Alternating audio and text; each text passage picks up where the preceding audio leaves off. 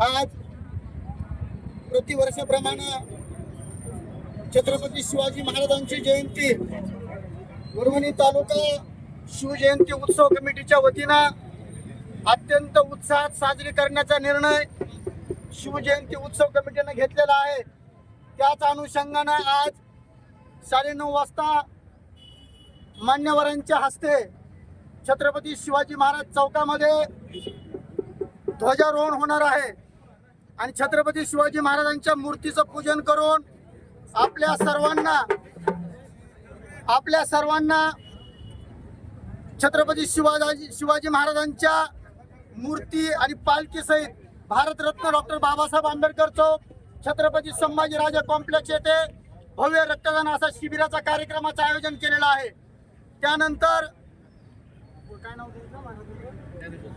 ज्ञानेश्वर महाराज सोळंके यांचं शिवव्याख्यान तिथं एक अर्ध्या पाऊण तासाचं होणार आहे आणि लगेच भव्य असं नेत्र रोग निदान शिबिर सुद्धा त्या ठिकाणी आयोजित केलेलं आहे।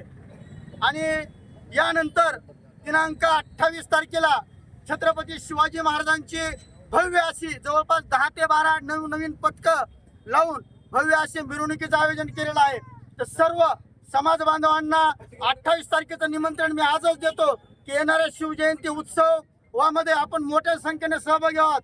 तर प्रथमतः ठरल्याप्रमाणे मी छत्रपती शिवाजी महाराजांच्या प्रतिमेचं पूजन करण्यासाठी परभणी नगरीचे नगराध्यक्ष शशिराव बापू जगताप, अंकुश भाऊ शिंदे, परभणी नगरीचे उपनगराध्यक्ष बंशी भाऊ, सर्जेराव महाराज आळणे, रिपाईचे तालुका अध्यक्ष महादेव दादा उजगरे, समाजसेवक आदरणीय भाई महादेव उजगरे, भीमरावजी उजगरे, विनायक बाप्पा मुळे, संजय भाऊ आंगले, राम पाटील सावंत, दिनकर भाऊ आंगले, संतोष दादा डावकर, विठ्ठल महाराज शास्त्री, सर्जेराव महाराज आळणे, उमाजी गायकवाड, सुग्रीव मुंडे, बाबासाहेबजी साळवे, असलमजी कुरेशी, माळवादे दादा, जानकीराम बाप्पा, भास्करराव उजगरे, प्रेमदास राठोड, अंकुश भाऊ पेशवे, विठ्ठलराव भुजबळ, अमोलजी राठोड, अनुरुद्ध भैया मस्के, प्राध्यापक जदे सर, डॉक्टर खान साहेब, यानंतर राजेभाऊजी मस्के,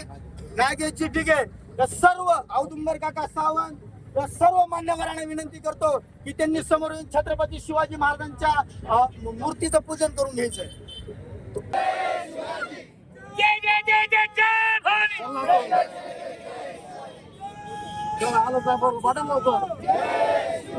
छत्रपती शिवाजी महाराज की जय, धर्मवीर संभाजी महाराज की जय।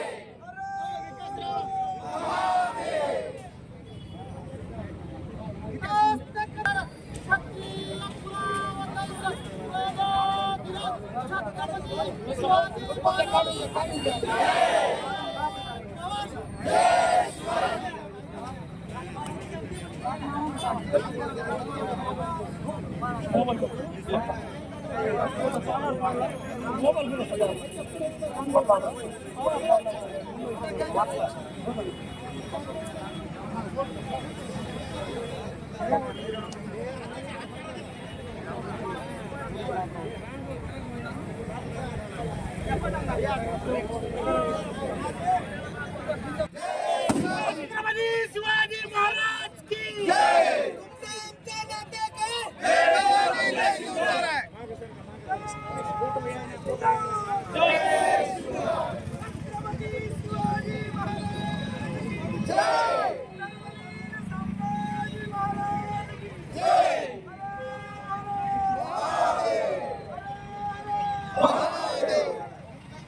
छत्री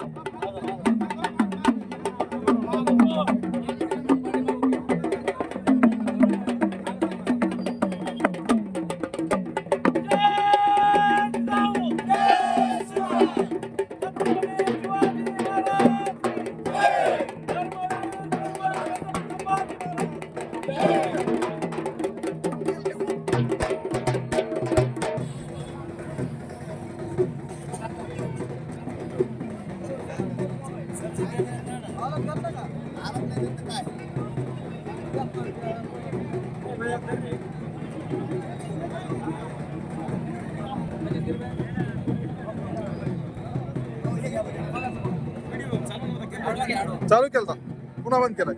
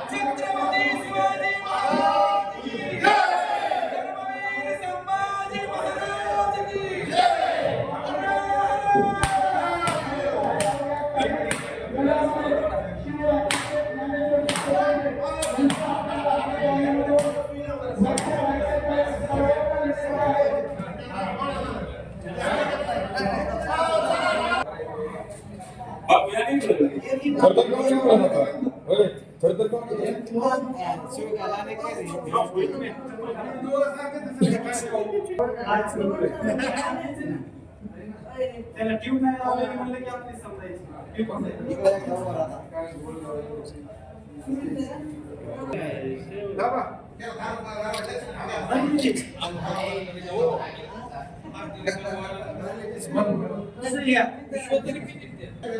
बारीक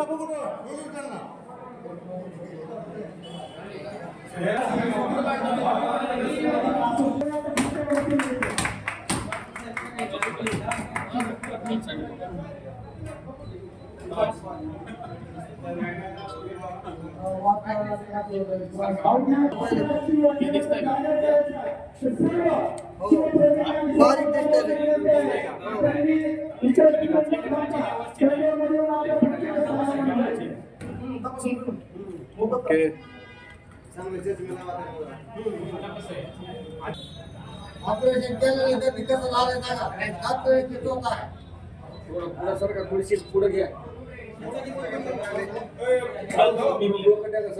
लागते का नंबर ते होता. हो बाहेर साहेब बरोबर. असोसिएशनचे अध्यक्ष डॉक्टर बी एम पुर्णे साहेब, शिव दत्तादेव ज्ञानेश्वरी सोळंके साहेब, वरवणी नगरीचे कर्तव्याध्यक्ष नगराध्यक्ष जय भवानी, जय भवानी.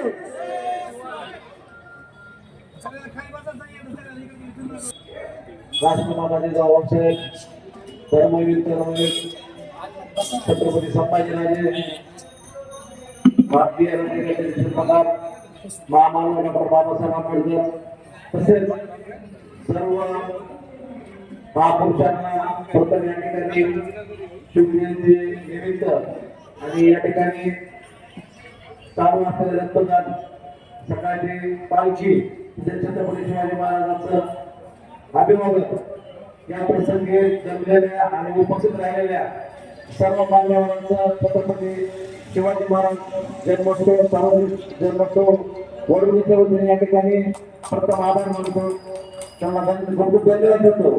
आणि या ठिकाणी संकल्पना छत्रपती शिवाजी महाराजांची जयंती, आपल्या राज्याची जयंती व्हायला पाहिजे आणि छत्रपती शिवाजी महाराजांचे विचार सर्वसामान्यांपर्यंत, जनसामान्यांपर्यंत छत्रपती शिवाजी महाराज विचाराने केले पाहिजेत. आणि तसंच पाऊल म्हणून आम्ही या ठिकाणी शिवव्याख्याते ज्ञानेश्वरी सोळंके साहेब यांना या ठिकाणी बोलवलेलं आहे आणि त्यांचा पण या ठिकाणी सार्वजनिक शिवजयंती उत्सव समितीच्या वतीने या ठिकाणी त्यांचं पण या ठिकाणी स्वागत करतो. आणि या ठिकाणी जास्त काही न बोलता या ठिकाणी वडवणीकरांनी आणि वडवणी तालुक्यातील सर्व जातीय धर्मीय पंथीय लोकांनी छत्रपती शिवाजी महाराजांना अभिवादनासाठी सभासदांनी गर्दी केली. कारण छत्रपती शिवाजी महाराज सर्व अठरा जातीचे राजे होते. वडवणीकरांनी दाखवून दिलं त्यांचं पुन्हा एकदा